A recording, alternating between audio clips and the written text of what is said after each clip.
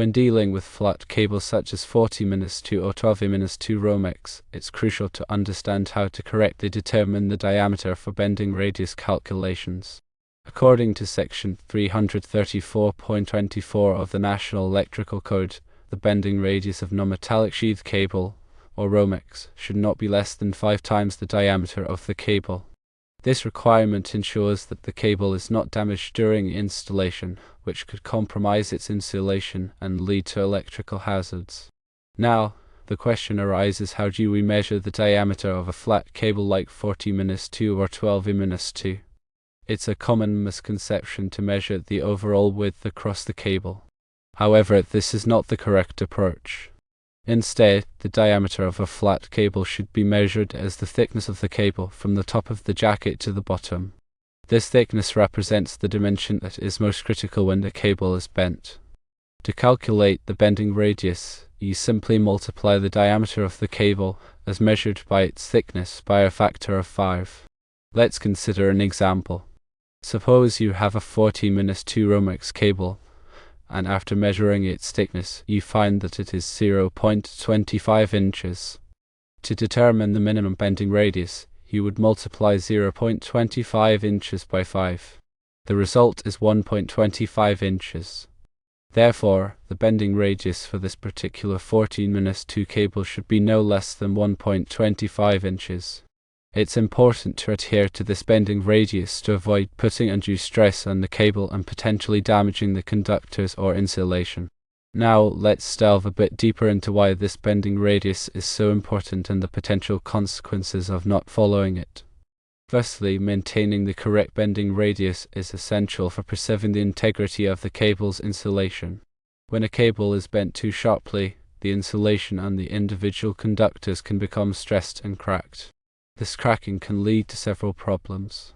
1. It exposes the conductors to moisture and other contaminants, increasing the risk of corrosion and eventual failure. 2. It creates a pathway for electrical leakage, which can result in short circuits, ground faults, and potentially even electrical fires. 3. Damaged insulation reduces the cable's ability to safely carry its rated current, leading to overheating and premature aging of the cable.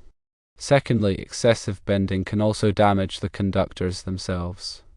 While copper conductors are relatively ductile, they are not immune to damage from repeated or excessive bending. When a cable is bent too sharply, the conductors can become strained and weakened. This weakening can lead to increased resistance in the conductor, which in turn generates more heat and reduces the cable's current carrying capacity.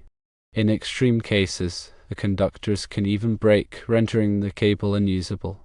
Thirdly, adhering to the proper bending radius helps to ensure the long-term reliability and safety of the electrical system. By minimizing stress on the cable, you reduce the likelihood of failures and extend the cable's lifespan.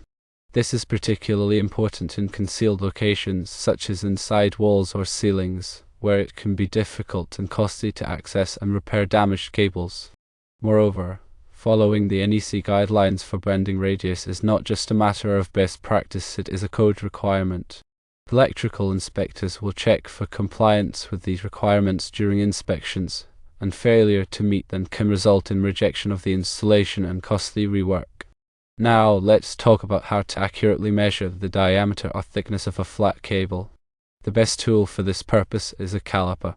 A caliper allows you to take precise measurements of the cable's thickness, ensuring that you have an accurate value for calculating the bending radius. When using a caliper, make sure to apply only light pressure to the cable. Avoid squeezing the cable too tightly, as this can compress the insulation and give you an inaccurate reading. Also, take several measurements at different points along the cable and use the average value to account for any variations in thickness. If you don't have a caliper, you can also use a ruler or measuring tape, but be aware that these tools may not provide the same level of precision. When using a ruler or measuring tape, try to estimate the thickness as accurately as possible, and again take multiple measurements to minimize errors. Another important consideration is the type of cable you are working with.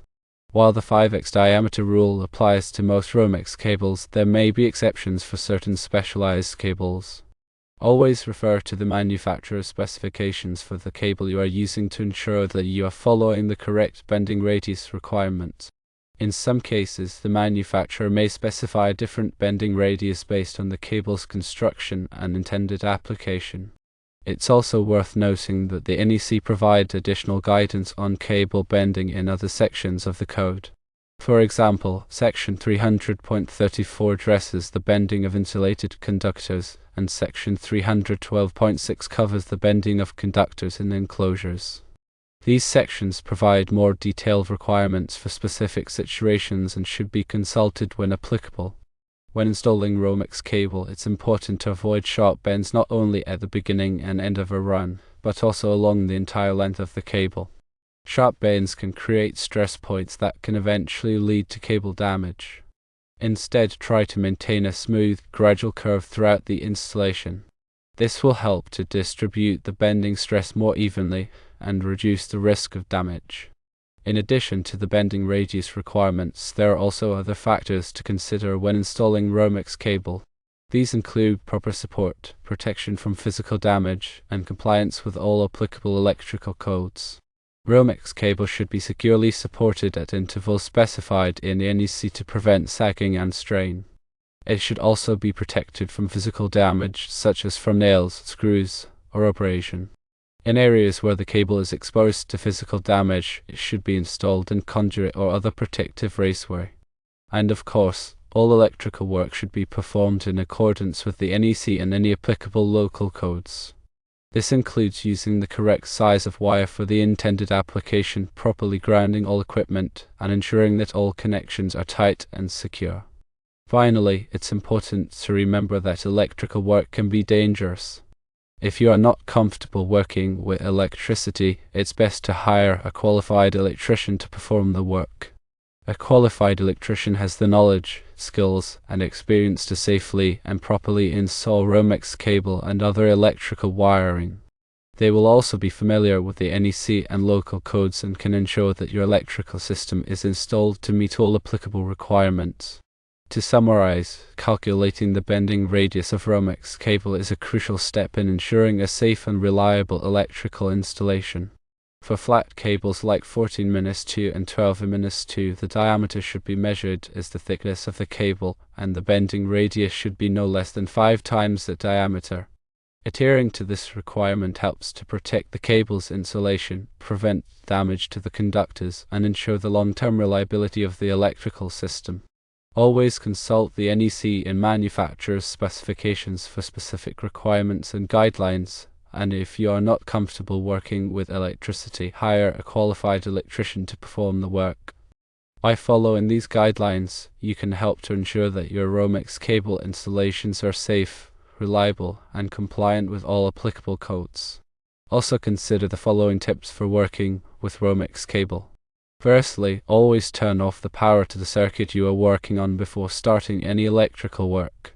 This is the most important safety precaution you can take to prevent electric shock.